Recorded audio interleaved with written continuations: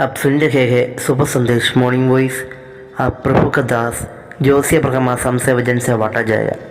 राहों में कांटे अगर हो उससे ना डरना, बलों के निशान पुरुष को तू आगे चलना।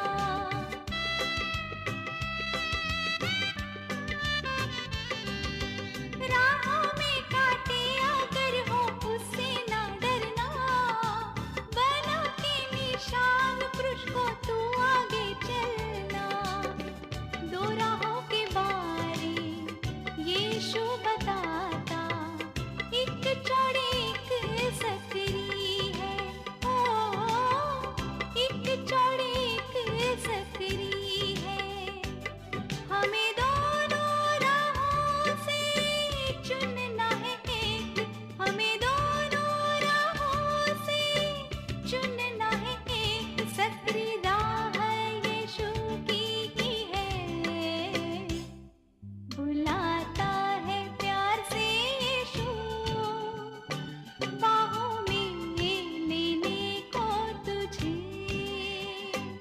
परमेश्वर का नाम की महिमा हो। शुभ संदेश का हर एक श्रोताओं को और एक बार जल्दी आने वाला प्रभु यीशु मसीह का पावन और मीठे नाम में हमारा प्यार भरा नमस्कार।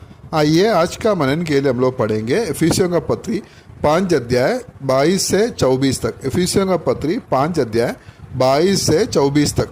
हे पत्नियों, अपने अपने पति के ऐसे अधीन रहो जैसे प्रभु के, क्योंकि पति पत्नी का सिर है, जैसे कि मसीह कलीसिया का सिर है और स्वयं ही देह का उद्धार करता है। पर जैसे कलीसिया मसीह के अधीन है, वैसे ही पत्नियां भी हर बात में अपने अपने पति के अधीन रहे।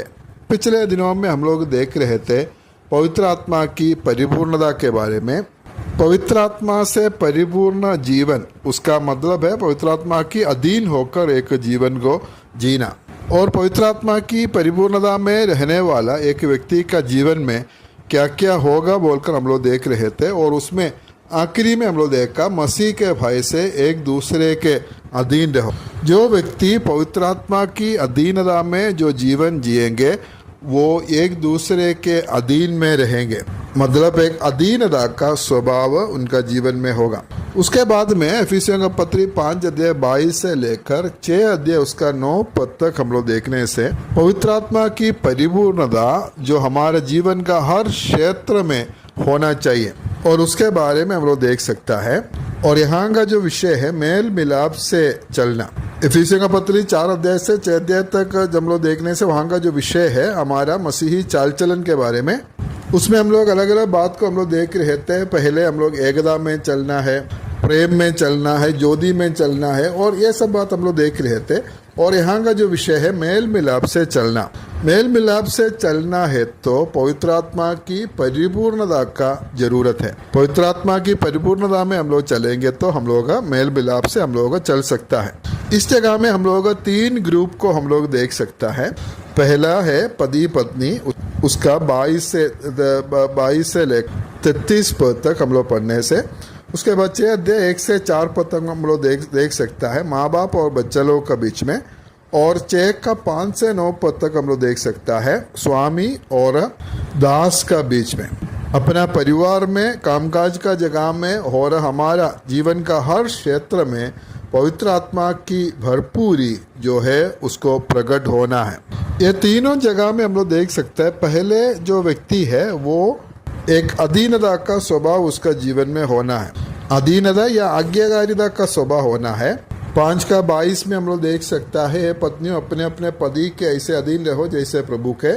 6 का 1 में हम लोग पढ़ते हैं बालकों प्रभु में अपने माता पिता के आज्ञाकारी बनो। और हम लोग 6 का 5 में पढ़ता है हे दासो, जो लोग इस संसार में तुम्हारे स्वामी है, अपने मन की सीधाई से डरते और कामते हुए जैसे मसीह की वैसे ही उनका भी आज्ञा मानो। पति पत्नियों के बारे में बोलने का समय में पत्नी जो है पति का अधीन रहना है। और माँ बाप और बच्चा लोग के बारे में बोलने से बच्चा लोग जो है माँ बाप का आज्ञाकारी बनना है। और स्वामी और दास के विषय में जब बोलते हैं हम लोग दासों को बोलते हैं कि अपने जो स्वामी का अधीन रहना, उसका आज्ञा मानना। लेकिन ये तीनों जगह में जो दूसरा जो व्यक्ति है अर्थात जो पति, माता पिता या स्वामी, अर्थात ये दूसरा जो व्यक्ति है उनको भी एक विनम्र भावना होना चाहिए, क्योंकि 5:21 में हम लोग पढ़ते हैं मसीह के भय से एक दूसरे के अधीन रहो। जब एक दूसरे का अधीन हम लोग रह सकता है तब हम लोग एक मेल मिलाप का जीवन हमारा हो सकता है और मेल मिलाप में हम लोग चल सकता है। और ये तीनों जगह में हम लोग देख सकता है एक दूसरे का अधीन रहना है, वो प्रभु में अधीन रहना है। हम लोग 5:22 में पत्नियों को जब बोलते हैं तो ऐसे कहता है अपने अपने पति के ऐसे अधीन रहो जैसे प्रभु के। जब बालकों को बोलता है 6 अध्याय के 1 पद में हम लोग देख सकता है, हे बालकों प्रभु में अपने माता पिता का आज्ञाकारी बनो। और जब दासों को जब बोलता है उधर हम लोग 5 पद में पढ़ता है, उधर जैसे मसीह की वैसे ही उनका भी आज्ञा मानना है। प्रभु से बढ़कर हम किसी का अधीन नहीं रहना है और हम लोग प्रभु की अधीन रहता है, इसलिए हम लोग एक दूसरे का भी अधीन रहना बहुत जरूरी है। जहाँ अधीनता नहीं होता है, अधीन रहने का मन नहीं होता है, वहाँ समस्याएं होते हैं, आपस में झगड़ा होता है, पारिवारिक जीवन में, कामकाज का जगह में, कलीसिया में, समाज में, सब इसलिए समस्या होता है कि एक दूसरे का अधीन रहने का जो इच्छा नहीं है। इसलिए हम लोग पवित्र आत्मा की परिपूर्णता में हम लोग रहना है। ऐसा रहने से हम मेल मिलाप के साथ में हम लोग रह सकता है। जब हम लोग परमेश्वर का नियंत्रण में है अर्थात पवित्र आत्मा की भरपूरी में, परिपूर्णता में हम लोग जीवन जिएंगे, उस समय हमारा जीवन में, हमारा घर में, हमारा कार्यस्थल में, जहाँ हम लोग काम करते हैं उधर और समाज में, सब जगह में हम लोग मेल मिलाप से चल सकता है। बहुत सारा टकराव और तनाव, विरोध और समस्या का बीच में भी हम लोग एक साथ मेल मिलाप से चल सकता है अगर पवित्र आत्मा की भरपूरी या परिपूर्णता हमारा जीवन में होगा तो।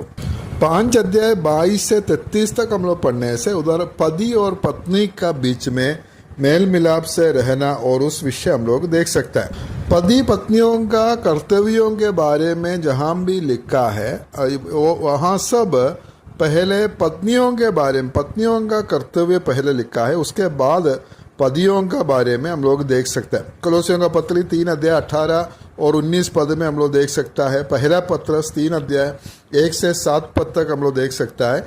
यहाँ सब हम लोग पत्नियों का कर्तव्य पहले देख सकता है और पति का कर्तव्य हम लोग दोबारा हम लोग देख सकता है। ये जब पौलोस लिखता है उस समय यहूदियों का बीच में और रोमियों और यूनानियों का बीच में हम लोग देखने से स्त्रियों को किसी प्रकार का अधिकार नहीं होते थे। स्त्री लोग अप्रधान लोग होते थे और दूसरे दर्जे का नागरिक बोलकर वो लोग को मानते थे, उनका कोई भी अधिकार नहीं है। एक यहूदी पुरुष हर दिन परमेश्वर को धन्यवाद देता है और धन्यवाद देने का एक विषय ऐसा है कि मुझे परमेश्वर एक स्त्री करके नहीं बनाया, इसलिए मैं परमेश्वर को धन्यवाद देता है। मतलब एक स्त्री होना मतलब एक अप्रधान व्यक्ति बनता है और उसी प्रकार लोग सोचते थे। और एक पति कभी भी पत्नी को तलाक दे सकते थे, सिर्फ एक तलाक की पत्रिका लिखकर उसके हाथ में देने से तलाक हो जाते थे और स्त्री को ऐसा कोई भी अधिकार नहीं होते थे। लेकिन हम लोग बाइबल में हम लोग देखने से उस समय जो पौलुस लिखने का समय में पौलुस कहता है कि सिर्फ पत्नी पति का अधीन रहना बोलकर नहीं है और उससे बढ़कर पति लोग को भी पत्नियों का तरफ कुछ कर्तव्य है। पति पत्नी को प्रेम करना, उसका पालन पोषण करना, ये सभी बात हम लोग देख सकता है। परमेश्वर के वचन को मानकर चलने वाला एक मसीही परिवार में हम लोग देख सकता है। पति पत्नी लोग आपस में प्रेम में, मेल मिलाप में वो लोग आगे बढ़ता है। और पति और पत्नी का कर्तव्यों के बारे में परमेश्वर की इच्छा होने से अगले सप्ताह में हम लोग मनन करेंगे। प्रभु में सहायता करे। परमेश्वर का नाम की महिमा हो।